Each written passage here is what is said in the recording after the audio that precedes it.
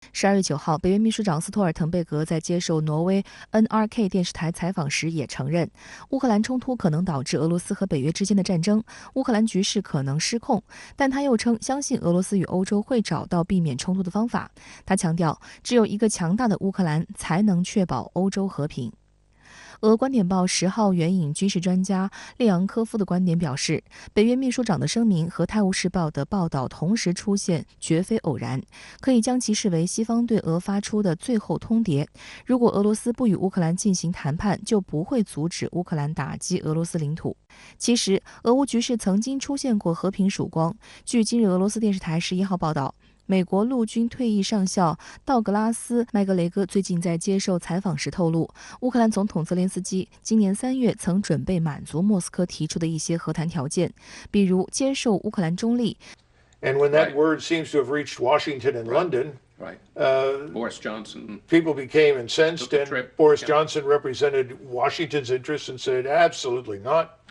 We will support you to the bitter end. You must stand your ground and fight for every inch of Ukraine. 美国近日在台湾问题上越线动作频频，继4.28亿美元对台军售，参众两院就2023财年国防授权法案诸多消极涉台内容达成所谓共识之后，台湾驻美军事代表团又被证实将于明年开年就扩编增援，谋求加深美台军事合作。为何该机构被称为怪胎？以它为渠道的系列动作又会将台湾带入怎样的危险境地？来看看报道。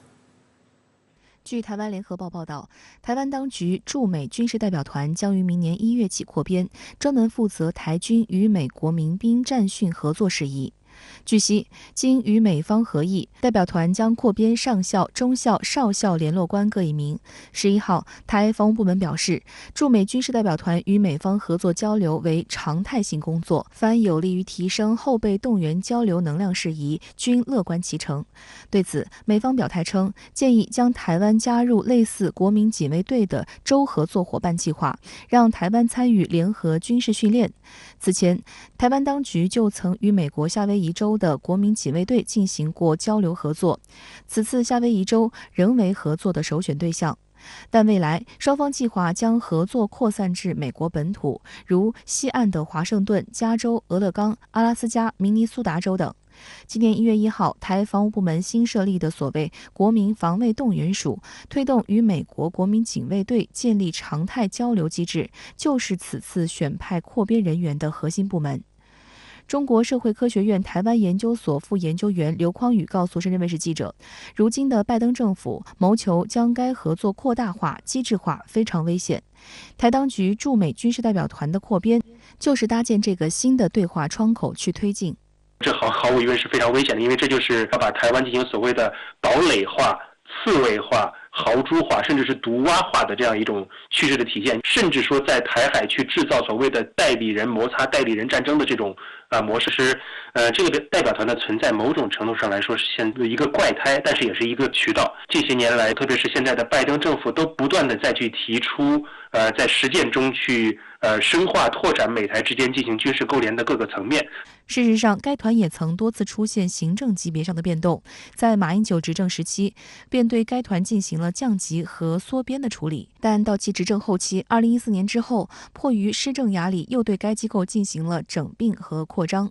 蔡英文上台后便加大了扩张力度，从军售、军购、对话会谈等。然而该机构本身问题颇多，政令不畅，人心不齐，屡爆丑闻。该机构原下设协调组和采购组，分别由不同的部门领导。军事协调部分过去由情报部门指挥，由代表团团长直接督导，而军事采购部分则是由军备部门主管，由代表团副团长督导。从首任团长陈进忠到后来的旦志龙、柏鸿辉、黎贤胜、杨大伟等人，再到如今的于建峰，曾出现过5年换4人的情况，甚至从团长到军官均牵扯诸多弊案。因为直接的弊案很多都是跟这个军售相关。我们一方面知道台湾的对外的军售很多，它伴随着包括行贿受贿、包括吃回扣等等这样一些黑色或者说灰色的舞弊的地带，这个中间是一定伴随着利益的一个结构，而这个利益结构的背后，更多的它更反映出了